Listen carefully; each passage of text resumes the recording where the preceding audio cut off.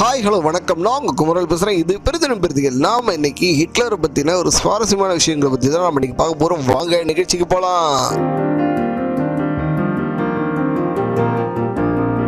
உலக வரலாற்றை மீண்டும் புரட்டி பார்த்தா அதுல நிச்சயமா அடால்ஃப் ஹிட்லர் பேர் இடம்பெற்றிருக்கும். அவரோட வாழ்க்கைங்கிறது பல வகையான மர்மங்கள் நிறைந்ததாக இருக்கு.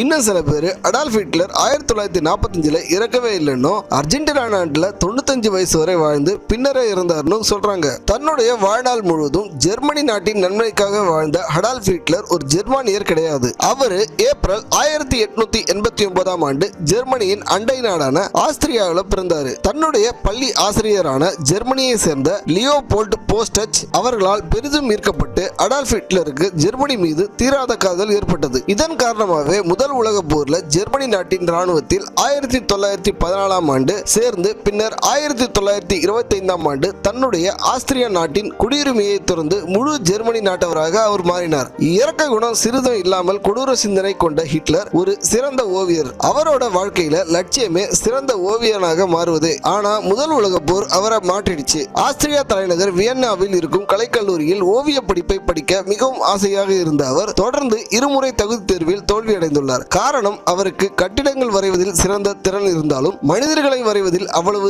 திறன் இல்லைன்னு கூறி அவரை சேர்க்கல. அவருடைய ஓவியங்கள் மீதான ஆர்வம் அவரை விடல. அவர் ஜெர்மனியின் சர்வாதிகாரியாக மாறியதும் அருங்காட்சியகத்தில் இருந்த பல மாடர்ன் ஓவியங்கள் அனைத்தும் நீக்கப்பட்டு அவரின் பல ஓவியங்கள் அதில் வைக்கப்பட்டன. இளம் வயதில் தாயை இழந்து மிகவும் வறுமையில் இருந்துள்ளார். அவருடைய ஓவியங்கள் விளம்பரங்கள் என எதுவும் விற்க முடியாமல் 1909 ஆண்டு வரை அப்படியே மிகவும் கஷ்டத்தில் இருந்திருக்காரு. பின்னாடி ஒரு பொது தங்கும் விடுதியில் சென்று 1913 வரை அங்கு வாழ்ந்திருக்காரு. முதலாம் உலக போரில் ராணுவ செய்தி அனுப்பும் வேலை செய்து வந்த அவருக்கு ரசாயன குண்டுகளால் கடுமையான பாதிப்புகள் ஏற்பட்டது. இதன் பிறகு அவருக்கு மூர்க்கத்தனம் அதிகரித்ததாக வரலாறு கூறுது. அந்த ரசாயன குண்டு பாதிப்பு அவருக்கு சிறிது காலம் கண்களை பாதிக்க வைத்து செயலிழக்க வைத்திருந்திருக்கு. அவருக்கு மீண்டும் கண் பார்வை கிடைத்த போது அவர் பார்த்தது ஜெர்மனி ராணுவத்தின் தோல்வியையே. தன்னுடைய நாசி படையை வைத்துக் கொண்டு ஆட்சியை பிடிக்க 1923 ஆண்டு அவர் செய்த முனிச் பயணம் தோல்வியடைந்ததால் சிறைக்கு அனுப்பப்பட்டார். அப்போது அவரை ஒரு வருடம் தேச துரோகம் குற்றம் சுமத்தி சிறையில் அடைத்தது அப்போதைய ஜெர்மன் அரசு.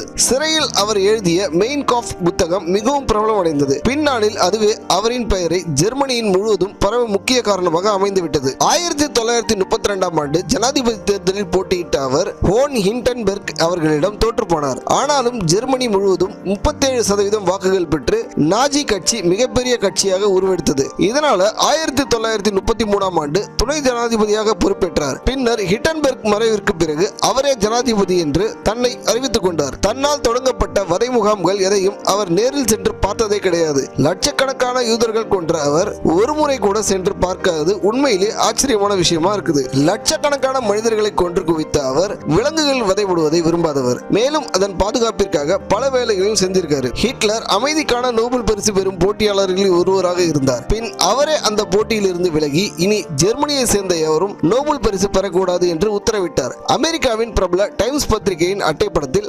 1938 ஆண்டின் உலகின் சிறந்த மனிதர் என்று அவரின் அட்டைப்படம் வெளியிட்டது. இது மாதிரியான செய்திகளுக்கு நம்ம சேனலோட இணைந்திருங்கள். நன்றி.